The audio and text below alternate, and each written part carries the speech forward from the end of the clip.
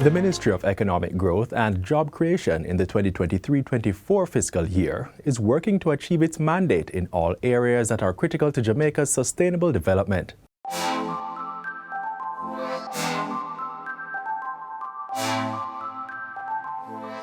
The government has embarked on a major game changer with the push to significantly improve Jamaica's public thoroughfares. And with that, a $40 billion road improvement project is on the horizon.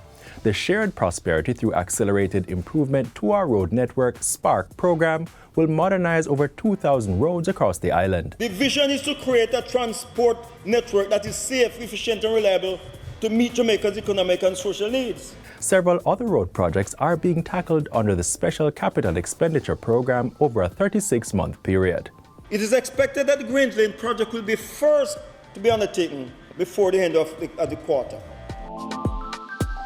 Highway expansion is a major part of the road transformation push. The extension of the toll road from Maypen to Williamsfield is on track for completion by the end of August 2023. Overall, the project is 93% complete. What is also true is that we are now at 93% completion rate in respect of the road from Arborview, St. Andrew to Yalas in St. Thomas. All the communities between Yalas and Prospect will boast new road, water, and telecoms infrastructure before the end of 2023. So too will those communities from Morant Bay all the way to Cedar Valley, where the work is 90% complete. Through this program, we're providing the spark to better resilience in moving around the parishes of Portland and St. Thomas in any weather. The government is putting in place a program to construct, replace, or repair 32 bridges at a cost of $4.8 billion over the next 2 years. The National Works Agency, NWA, has completed the design parameters for 8 of 10 through an allocation of $1.2 billion.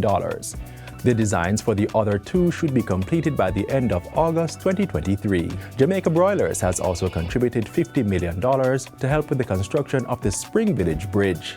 We have in the budget $70 million on the recurrent expenditure for bridges. I'm committing that $70 million along with the $50 million from Broilers to commence construction in Spring Village Bridge almost immediately. $35 million is set aside to replace the rails on 15 bridges in St. James and St. Elizabeth.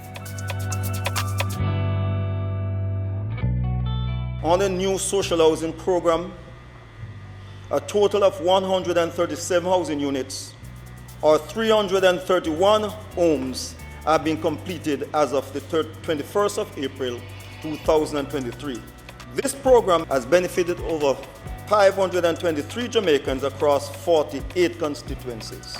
Even more Jamaicans will have their housing needs met this fiscal year. The ministry is also collating data through the Census of Squatter Settlements initiative to formulate a suitable method for dealing with this long-standing issue.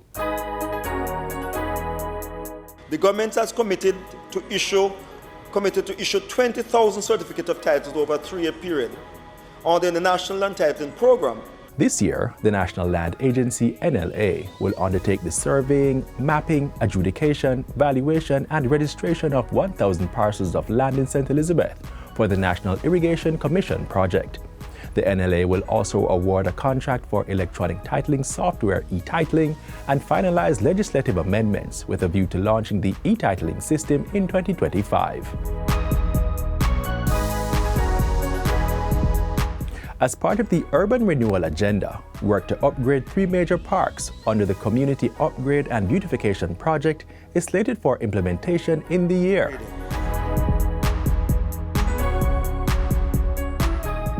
Water is everybody's business, and this administration has acknowledged that given the effect of climate change, our water security will require an all-hands-on-deck approach, particularly during times of drought. The National Water Commission, in collaboration with the National Works Agency, will continue the installation or replacement of pipelines along several corridors under the Southern Coastal Highway Improvement Program.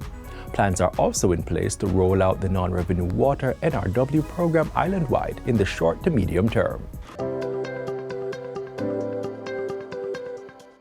Over the next 3 years, Government has committed to upgrading 15 wastewater treatment plants in St. Thomas, Portland, St. Mary, St. Catherine, and Clarendon to ensure safe public health conditions. The expansion of the sewage collection network in Kingston and St. Andrew and Port Antonio will also be undertaken. Among the priorities for the Sectoral Wastewater Treatment Company for this fiscal year will be the sludging of the Soapberry facility to return the plant to its design capacity to process some 75,000 cubic meters of effluent per day. The operation of this sludge to dislodge the pond is expected to run for approximately 1 year at a cost of $85 million. The Soapberry treatment plant's transfer station in Greenwich Town will also be addressed. The continued presence of several legacy challenges at the Greenwich facility have become intolerable. The government will therefore rehabilitate this facility to remedy those conditions and provide improved conveyance in the Kingston metropolitan area. As the government continues to do good on its mandate of making Jamaica the place of choice to live, work, raise families, and do business, 4 major projects will be built out within the next 3 years. The Garmex redevelopment and expansion in Kingston, Morant Bay Urban Center in St. Thomas, Nago Head Integrated Business Center in Portmore, and the Bound Brook Urban Center in Portland are at various stages of construction.